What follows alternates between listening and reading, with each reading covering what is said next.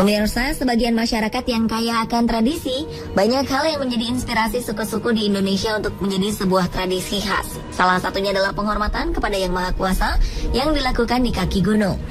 Berikut gunung yang hingga kini menjadi inspirasi tradisi khas daerah di Indonesia.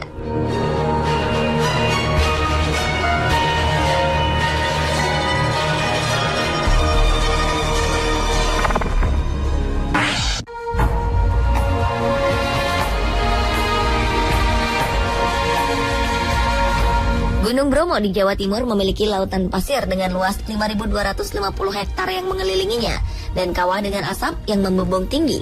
Di sana terdapat suku Tengger, penduduk asli sekitar Gunung Bromo yang menganggap suci gunung yang tingginya 2.392 meter ini. Di tengah masyarakat ada tradisi Yatnya Kasodo, upacara yang diadakan dari tengah malam hingga dini hari dan digelar di Pura Luhur Poten yang berada tepat di kaki Gunung Bromo. Upacara adat suku Tengger ini bertujuan untuk mengangkat tabib yang ada di setiap desa di sekitar Gunung Bromo. Sebelum tradisi Kasodo Bromo dilangsungkan, calon tabib akan menyiapkan beberapa sesaji yang dilemparkannya ke kawah Gunung Bromo. Tabib-tabib ini nantinya akan menjadi orang pertama yang dicari masyarakat untuk menyembuhkan beberapa penyakit dan masalah yang dialami oleh masyarakatnya. Mereka dapat melafalkan mantra-mantra kuno Hindu. Pada harinya, suku Tengger akan berbondong-bondong membawa sesajen berupa hasil ternak dan pertanian ke Pura Luhur Poten dan menunggu hingga tengah malam. Sesajen ini akan dibawa ke atas kawah gunung untuk dilempar ke kawah sebagai simbol persembahan. Uniknya, ternyata di bawah kawah ada banyak pengemis dan penduduk Tengger yang tinggal di pedalaman yang menunggu sesajen ini dilemparkan. Upacara ini sudah dilakukan sejak masa Kerajaan Majapahit. Tradisi ini berawal dari kisah anak bungsu atau anak ke-25 dari Roro Anteng dan Joko Seger yang konon diambil para dewa sebagai persembahan di Gunung Bromo.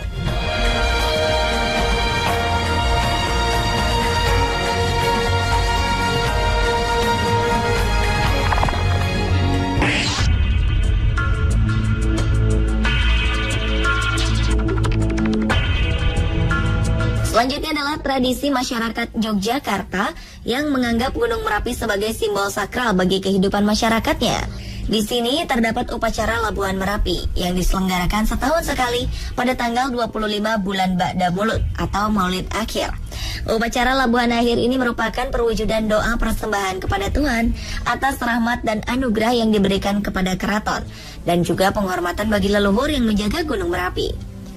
Pranata keraton yang bermakna membuang, menjatuhkan, atau menghanyutkan benda-benda yang telah ditetapkan oleh keraton harus dilakukan secara khusus, hikmat, dan tidak boleh dilakukan oleh sembarang orang.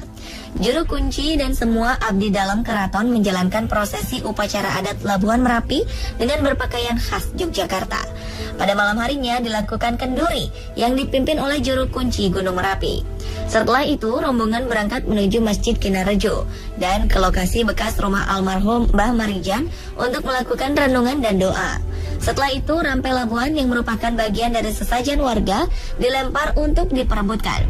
Mereka percaya rampai labuhan ini merupakan berkat dan keselamatan hidup dari Sultan.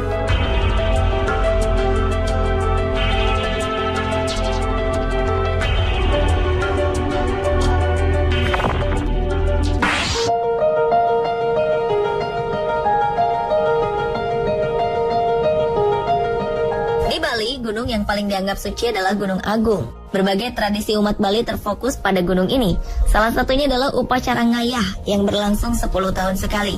Diadakan setiap akhir tahun Saka dengan akhiran 0. Karena jarang dilakukan, umat Bali menganggap upacara ini sangat istimewa dan diselenggarakan secara besar-besaran. Ngayah merupakan upacara bebersih kawasan Pura Besaki. Hal ini memiliki dua makna, yaitu membersihkan Pura Besaki dan membersihkan secara spiritual. Pembersihan secara spiritual ini dilakukan oleh para istri Brahmana dengan pembersihan doa, air suci, dan dupa yang sudah dimantrai. Upacara ini melibatkan banyak orang karena butuh banyak tenaga pembersih atau pangayah.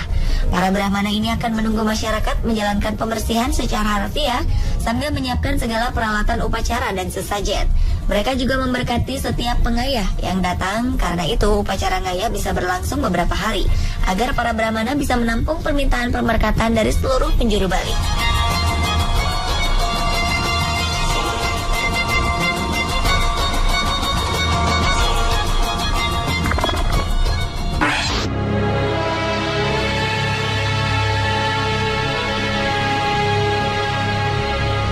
Tanggal 1 Suro bagi orang Jawa merupakan hari yang sakral. Banyak ritual-ritual yang dilakukan pada tahun baru penanggalan Jawa itu, salah satunya di Gunung Kawi. Tradisi ini dinamakan Gebiar Ritual 1 Suro Gunung Kawi. Pada saat perayaan, masyarakat Wonosari mempersembahkan tumpeng-tumpeng yang akan diarak beramai-ramai menuju makam Eyang Jogo dan Iman Sujono yang dianggap keramat bagi penduduk setempat. Tumpeng-tumpeng ini akan dihias dengan bentuk hewan dan berbagai macam bentuk lainnya. Saat dikirap, akan ada nyanyian dan atraksi musik perpaduan Islam, Jawa tradisional, dan Cina. Di puncak acara akan dilaksanakan pembakaran sangkakala untuk menghindari malapetaka di sekitar Gunung Kawi. Pembakaran itu disertai dengan doa yang dipimpin oleh para pemuka agama.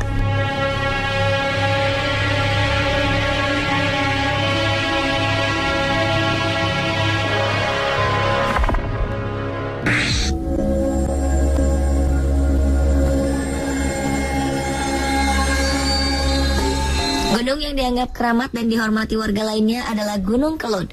Warga sekitar Gunung Kelut mengadakan upacara larung sesaji pada setiap bulan Suro untuk menolak bala dan menghormati penguasa Gunung Kelut. Awalnya lokasi larung sesaji diadakan di kawah Gunung Kelut. Namun sekarang kawah tersebut menjadi batu, sehingga ritual hanya diselenggarakan di tepian kawah. Dari namanya, larung sesaji, dalam ritual ini masyarakat akan membawa sesaji. Biasanya masyarakat setempat membuat dua jenis tumpeng, yaitu tumpeng nasi putih dan nasi kuning. Kedua tumpeng ini akan dilengkapi aneka lauk pauk dan disusun serta dihias sedemikian rupa sehingga tampak cantik. Kemudian warga biasanya akan duduk berkeliling dan mendengarkan pemangku adat membacakan doa.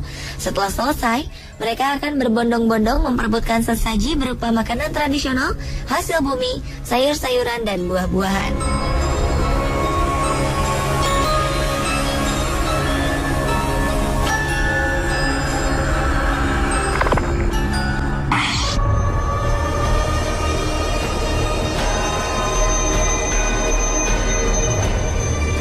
Bagi umat Hindu di Lombok, Gunung Rinjani dianggap sebagai pusat dari semesta.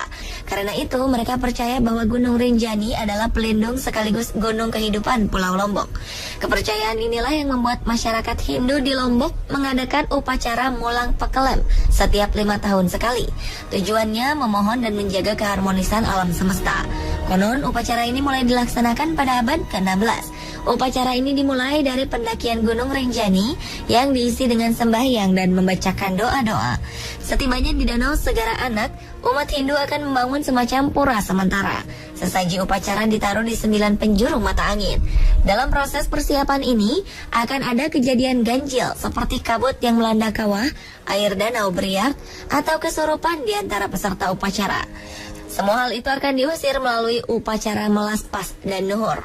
Setelah semuanya aman, barulah Mulang Pekelem dilakukan dengan menenggelamkan barang-barang berharga seperti emas, perak, tembaga, dan uang logam.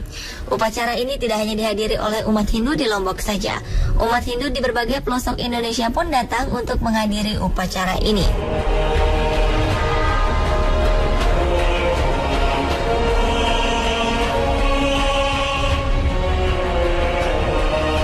Pemirsa, itulah tradisi penghormatan kepada sang penguasa alam yang dilakukan di gunung.